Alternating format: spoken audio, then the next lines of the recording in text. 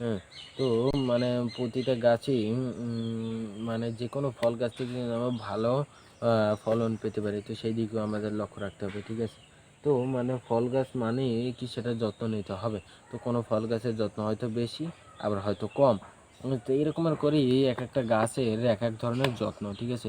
তো আমরা এরকমের করেই মানে একেকটা গাছে মানে যত্ন নিয়ে তারপর কি গাছটাকে ভালো করতে পারবো, পরিচর্যা করতে পারবো। ঠিক আছে? তো মানে ফল গাছ মানেই যত্ন নিতে হবে। হুম? মানে ফল গাছের কি ভালো মতন যত্ন নেবে। তো আমাদের উচিত হচ্ছে গিয়ে মানে গাছ লাগানো, ঠিক আছে?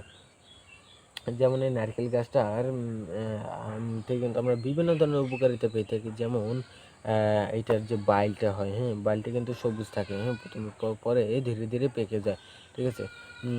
তারপর এই যে বাইলটা এটাকে আমরা আ কেটে গ্যাড়াগুলোকে বের করে ফেরে রোদ্রে শুকিয়ে জ্বালানির কাজে ব্যবহার করতে পারবো, হ্যাঁ? আবার পাতাগুলোকে শুকিয়ে জ্বালানির কাজে ব্যবহার করতে পারবো। শলাগুলোকে আমরা এই যে ছেঁচে, হ্যাঁ?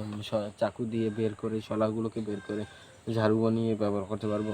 আর এই মানে জ্বালানির কাজে যে ব্যবহার করবো এগুলো হচ্ছে গিয়ে আপনার যে কোন চুলায় জ্বালাতে পারবেন সেগুলো হচ্ছে গিয়ে আপনার মাটির যে চুলাগুলো এইসবগুলোই কিন্তু জ্বালাতে পারবেন। গ্রাম অঞ্চলে দেখা যায় যে প্রতিটা ঘরেই আপনার মাটির চুলা আছেই, এমন কোনো ঘর পাবে না যে ঘরে মাটির চুলা নাই।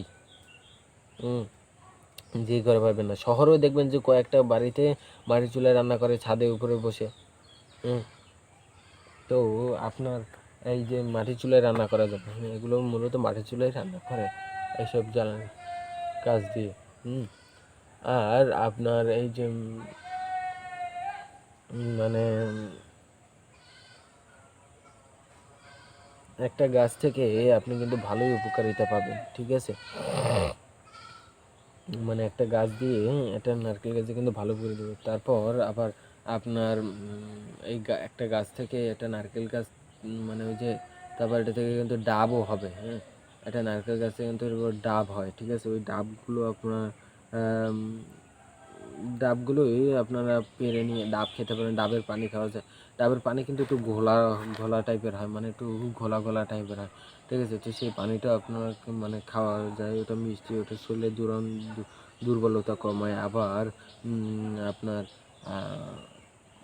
আবার আপনার যারা রক্ত দেয় একজন আরেকজনকে ব্লাড দেয়, হ্যাঁ? তা যে ব্লাড দিয়েছে তাকে যদি খাওয়ানো হয়, ঠিক আছে? মানে এটা ডাব খাওয়ানো হয় তখন কিন্তু দেখা যাবে তার সাথে সাথে শরীরের দুর্বলতা কেটে যাবে। হুম? তো এরকমের বিভিন্ন ধরনের উপকারিতা আছে, হ্যাঁ? তো একটা গাছ থেকে,